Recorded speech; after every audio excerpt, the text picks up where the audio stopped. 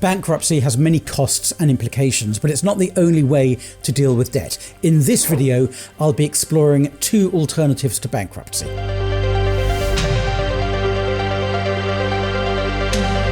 I'm Daniel Barnett, a barrister practicing in London, and this is one of a series of videos I've made to help you cope with bankruptcy. This is my introduction to the subject.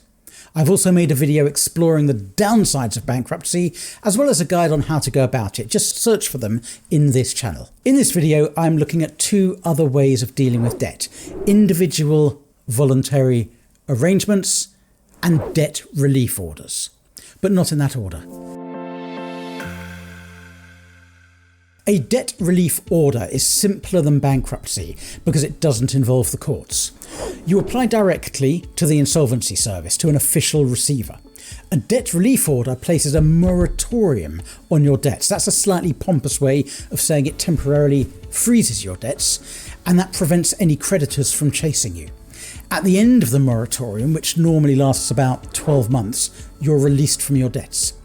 Now, it's preferable to bankruptcy in a number of ways, not least because it only costs £90 to apply. But your total debts must be under £30,000, the value of your assets can't exceed £2,000, and your surplus income every month can't be over £75. If you don't meet all three of these criteria, a debt relief order is not for you. If the official receiver believes that you purposefully made your debt worse before applying for the debt relief order, for example if you've run up credit card debt with the intention of never paying it back, or if they believe you've broken the rules in some other way, they can ask the court to take out a debt relief restrictions order.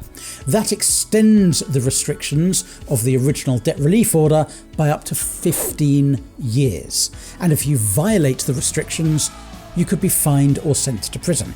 You'll be warned before a debt relief restrictions order is sought against you. A second alternative to bankruptcy is an individual voluntary arrangement, or an IVA.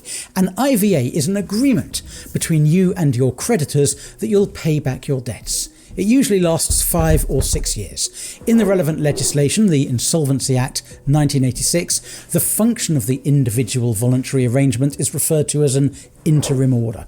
As soon as you apply for an individual voluntary arrangement, your landlord or any other person to whom rent is payable will not be able to enter your house, and the court might also pause any other legal action being made against you. Usually, you won't pay back the whole of your debt, and your creditors will be aware of this. They agree to it. You can apply for an individual voluntary arrangement even if you're an undischarged bankrupt, and if the court grants you your IVA, your bankruptcy could be annulled. An individual voluntary arrangement must be handled by a qualified insolvency practitioner known as a supervisor, who can help you negotiate with creditors if necessary so that you could keep your home or possessions where you might lose them if you were to be made bankrupt. However, the involvement of the practitioner means that you incur fees, and those fees are usually between £4,000 and £5,000. If you've run out of money, then an individual voluntary arrangement is not likely to be an option for you because you won't have the money to pay those fees. Now, as well as these two alternatives to bankruptcy, there are other ways of dealing with debt. And for further advice, you can use the tool on the government website, which is linked in the show notes below. I'm Barrister Daniel Barnett. This video is on the downsides of bankruptcy, and this one is on how to start the bankruptcy process. Please do subscribe to this channel for regular legal explainer videos. Thank you very much for watching. Bye bye.